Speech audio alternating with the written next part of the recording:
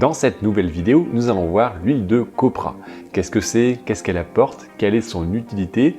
C'est tout ce que nous allons voir. Et surtout, la dernière question qui va nous intéresser, est-ce que cette huile est adaptée aux besoins de notre corps? Bonjour, c'est Jérémy. Pour vivre une vie en pleine santé et au naturel, bienvenue sur cette chaîne. Pour ne rien rater des prochaines vidéos, cliquez sur le bouton d'abonnement et la cloche de notification. Qu'est-ce que c'est concrètement que l'huile de copra? C'est de l'huile de coco qui a été désodorisée. L'huile de coco va subir un traitement industriel qui va la rendre moins sensible à l'oxydation. L'odeur de la coco va également disparaître, elle ne sera plus présente. Par contre, elle gardera toujours sa couleur blanche. L'huile de copra est globalement de moins bonne qualité par rapport à l'huile de coco vierge. Donc cette huile de copra est issue de l'huile de coco qui est raffinée, désodorisée et où l'on vient extraire l'huile par un procédé industriel. Contrairement à l'huile de coco vierge qui est issue de la pulpe fraîche et qui va garder son odeur caractéristique de la coco. Pour 100 g d'huile de copra, on obtient 100 g de lipides. C'est normal, c'est une huile, il n'y a rien d'autre, pas de protéines et pas de glucides. Concernant la composition des lipides, de ces matières grasses, on a 85% environ d'acides gras saturés, de graisses saturées. Le reste, ce sera principalement des oméga 9 et une très légère quantité d'oméga 6. Concernant les minéraux, il n'y en a pas. Concernant les vitamines, comme toutes les autres matières grasses, elle contient de la vitamine E. Quels sont les bienfaits à consommer l'huile de copra? Les procédés industriels vont lui permettre d'être plus résistante à la chaleur. D'ailleurs, son poids de fumée est aux alentours des 232 degrés, ce qui est idéal pour les fritures et pour les cuissons à haute température. Concernant les autres bienfaits, il n'y en a pas spécialement. C'est vraiment celui-là qui est le plus intéressant. C'est vraiment son utilité technique en cuisine.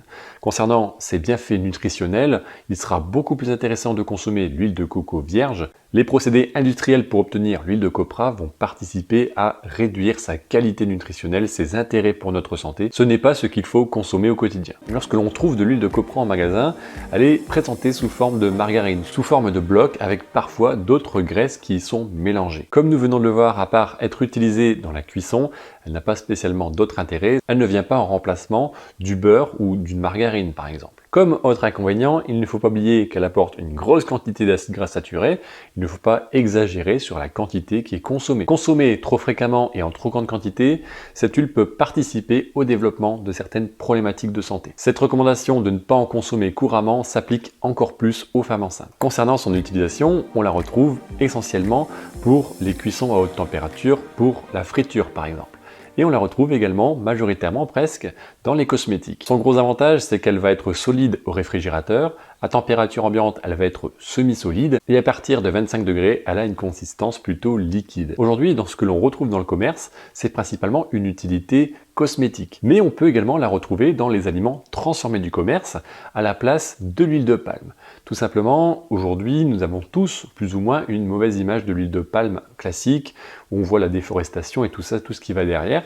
Et donc cette huile de copra est là pour un peu changer cette image et de se dire voilà, notre aliment ne contient pas d'huile de palme. Par contre, ça reste une huile qui n'est toujours pas adaptée à un bon équilibre alimentaire. Donc si vous êtes assez curieux, vous pouvez regarder dans certains aliments transformés du commerce, vous verrez qu'il y a de l'huile de copra parfois dans la composition qui est principalement utilisée pour une utilité technique pour permettre de chauffer l'aliment à des températures plutôt hautes par exemple. Malheureusement, l'huile de copra remplace l'huile de palme un peu partout et on retrouve également l'utilisation de l'huile de copra même dans les restaurations collectives.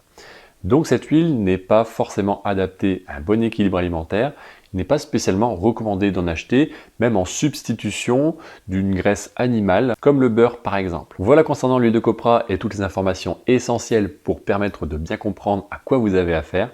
N'hésitez pas à me poser vos questions si vous en avez sur le sujet ou sur tout ce qui peut toucher un petit peu autour de cette huile. Regardez en description, vous avez la possibilité de suivre des formations et des coachings offerts pour vous permettre d'améliorer votre santé au quotidien. On se retrouve bientôt pour une nouvelle vidéo et un nouveau sujet. Portez-vous bien et à bientôt.